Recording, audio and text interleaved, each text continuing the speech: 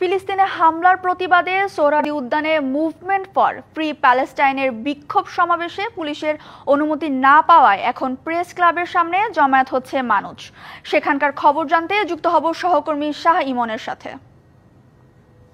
ইমন, police অনুমতি না দেওয়ার কারণ কি জানাবেন আমাদের।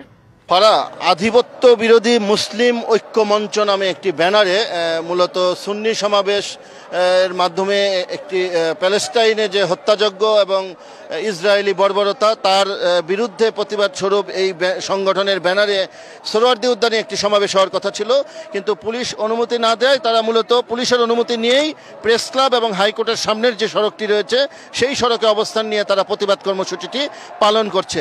মূলত এই সংগঠনের আহলে সুন্নাত ওয়াল জামাতের যে একটি সংগঠন রয়েছে সেই সংগঠনের উদ্যোগে এই ব্যানারে মূলত এই সমাবেশটি অনুষ্ঠিত হচ্ছে।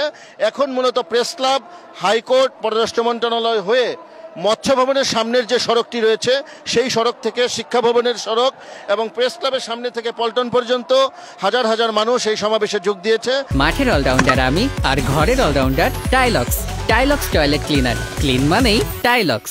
এই সমাবেশের যোগ দেওয়ার মূল উদ্দেশ্য এবং তাদের দাবি হচ্ছে যে প্যালেস্টাইনে যে হত্যাযজ্ঞ ইসরায়েলের, সেই হত্যাযজ্ঞের বিরুদ্ধে সারা মুসলিম বিশ্বকে তারা জানান দিতে চাচ্ছে যে এই প্রতিবাদের মধ্য দিয়ে ইসরায়েলের সাথে যেমন কূটনৈতিক সম্পর্ক বিচ্ছিন্ন করার দাবি জানাচ্ছে, তারা পাশাপাশি বলছে ভারতে এবং মায়ানমারে যে রোহিঙ্গাদের যে নির্যাতন করা হচ্ছে মুসলিমদের, সারা বিশ্বে মুসলমানদের উপর যে নির্যাতন হচ্ছে সেই নির্যাতনের প্রতিবাদে মূলত তারা এই সমাবেশটি করছে এবং তারা বলছে যে সারা মুসলিম বিশ্বকে এক হতে হবে। এই যে বিশ্বে বিভিন্ন স্থানে মুসলিমরা মার খাচ্ছে, এর জন্য মুসলমান বিশ্বের যে মুসলমান দেশগুলি রয়েছে তাদের মধ্যে একটি অনৈক্য রয়েছে, সেই অনৈক্য দূর করে ঐক্যবদ্ধভাবে যেন প্রতিবাদ করে এই দাবিতে তারা মূলত এখানে জমায়েত হয়েছে। আমরা দেখতে পাচ্ছি যে হাজার হাজার মানুষ এই সমাবেশে যোগ দিয়েছে।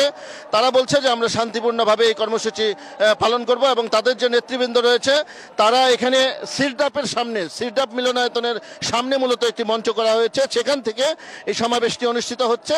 এবং এখানে আমরা দেখতে পাচ্ছি যে শিক্ষা ভবন থেকে মৎস্য ভবন পর্যন্ত সড়কটি পুরোপুরি এখন এই প্রতিবাদকারীদের দখলে এবং তারা ধন্যবাদ আপনাকে আমাদের সাথে যুক্ত হওয়ার জন্য।